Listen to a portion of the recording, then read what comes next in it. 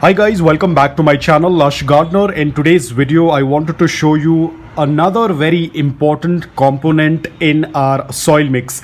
Now of course I haven't used this before. This is the first time I am seeing decomposed granite in person. Of course I've seen it online and I've seen some of the succulent YouTubers using it in their soil mix, but I have never used it.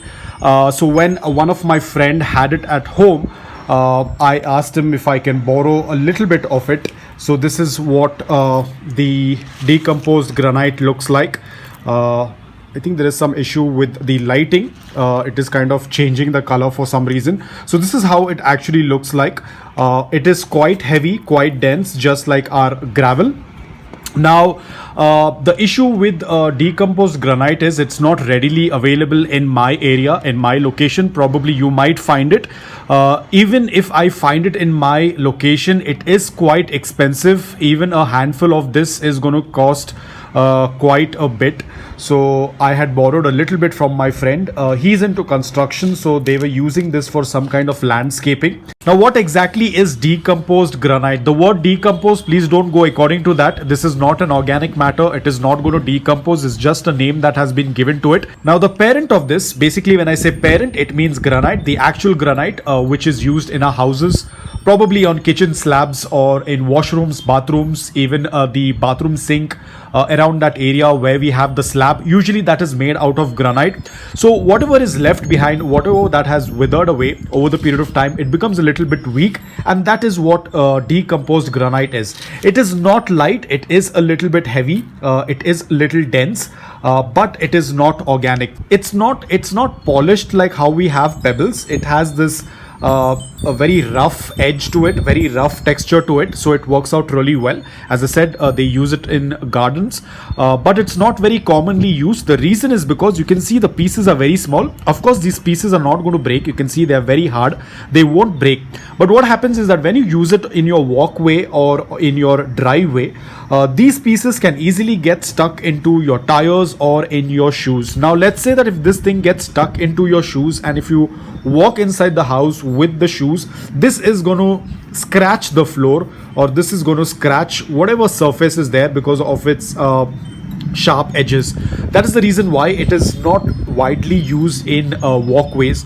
Apart from that, if there is too much of weight like the tires, or if the car is very heavy, then this can even further break down a little bit. Of course I don't have that much of strength to break it, so it won't break that easily, but there is a possibility of it breaking it down in future when there is constant heavy vehicles passing over it. So that's why it's not usually used in walkways or in driveways, but it's used in landscaping. It's used in mulch. It's used to decorate probably the courtyard or something like that. So it's used in that, but this can also be used in our succulent potting mix. Now of course, as I said, they do have sharp edges, but that doesn't mean that it's going to damage the plant. Unless you are forcing your stem or the roots through it, then definitely it will damage. But if you are going to kind of make a cavity and then put the roots in and then cover it like this with your soil mix, of course you cannot only use this as a potting mix, you'll have to use the other ingredients. This is just an additional thing that you add, just like pumice or perlite. Now as you can see, as I said, if I'm going to press it in between my fingers, it's not going to break. It's quite durable. But at the same time, if I'm going to show you, this is a small little piece of perlite. As you can see, if I'm going to press it in between my fingers, you can see it is going to turn into powder. You can see this. Whereas I have a small piece of pumice over here. If I'm going to press the pumice in between my fingers, it's not going to break. That's why I prefer pumice compared to perlite. So pumice will not break that easily as compared to perlite. And the same thing goes with this decomposed granite. It doesn't break that easily. It is very, very hard. Now, as I said, I'm not very sure how you'll be able to find this because I haven't seen this in my area. This is something that I have taken from one of my friend. It was lying around at his place. He had had bought it for his garden, but then didn't use it for the same reason. As I said, if you're going to walk with your shoes, they are going to get into the shoes and then scratch the floor. If you have tiles, they are going to leave a lot of scratch marks. Now, because I already have it, I want to experiment a little bit and see how it's going to react when I'm going to put it in water. If there is going to be any discoloration or if it's going to dissolve. Of course, it's not going to get dissolved because it is granite, but I just wanted to check. Now, another important thing, you definitely have to use a mask because there is a lot of dust. You can already see it on my hand. There is a lot of dust which can be dangerous if inhaled. So I'm just going to try this by putting it in water. Of course, there's a lot of dust in it, as you can see, but it actually doesn't change the color. I thought probably it's going to look a little bit more gray, but as you can see, it is still brown in color. And you can also see, I don't know if you would be able to see it, I'll try to zoom in a little bit. You can see they are not polished. They have a very rough kind of a texture or a surface, which ideally is very good because this is how my mountain soil also tends to look like. They don't have a very smooth finish, so this also tends to work out really well in our succulent soil mix. So I'm going to wash it a little bit. So this looks like, I initially thought probably all this color that you see on that is basically a kind of powder on it, and probably after washing it, it's going to turn gray in color. But that's not the case because you can see it is still brown in color. And I think probably that is why it's also getting that name as decomposed granite. Probably, I'm not very sure. So yes, I am very impressed with decomposed granite. Looks like it's going to be a very amazing addition to the succulent soil mix. But as I said, I'm not very sure how you can get hold of it. Probably for some people it will be readily available in their location or in their city or in their country. But in my place, it is almost impossible to get this. I wish I could have got this because this looks amazing. This looks fantastic and it's going to work out really well. It is going to give a very good grittiness to the soil mix. And looking at this, it also looks like it's going to help the soil dry faster, give a very good drainage in the soil. So this can be really amazing to be added in the soil mix. So I'm pretty impressed. And yes, it doesn't change the color. That was the only dust that could come out from that, and apart from that, now I don't think there is any dust or there is any discoloration that's going to happen further.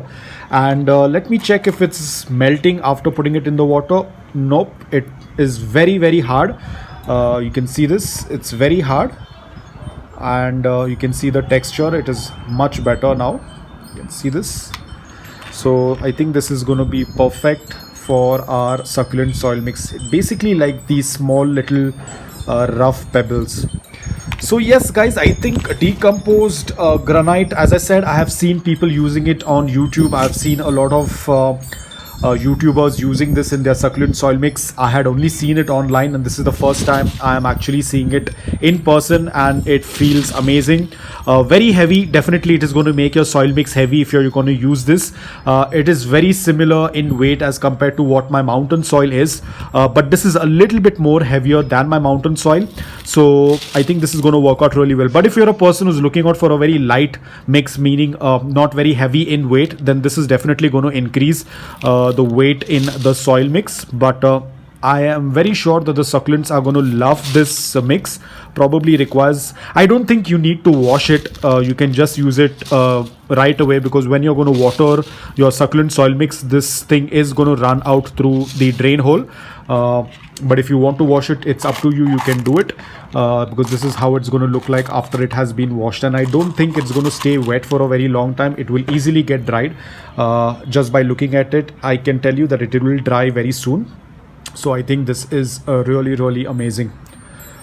So guys, that's all about it. I hope that you liked this video. If you did, please hit the like button. And if you are a person who's able to find this, get this at a very good rate, definitely can be added in the soil mix. This looks perfect. I wish I can find some more. Probably I'll do a little bit of research and try to find it. But as I said, if I'm even going to find it, it is not going to be cheap. It is going to be quite expensive. Probably even 500 grams or maybe 250 grams is going to cost a lot. But in case if you don't find anything else, and if this is the only thing available, of course you can add this. again, this is like a one-time investment. It's not that something it's going to get dissolved or it's going to just disappear from the pot. It is going to stay in the pot, and it is like a one-time investment, but it's not going to run through the pot when you water. So this is something that is kind of a permanent soil mix. So that's all about it, guys. I hope that this video was helpful to you. If it was, please hit the like button, and if you're new to my channel, please consider subscribing to it. Until then, take care, stay safe, and keep planting.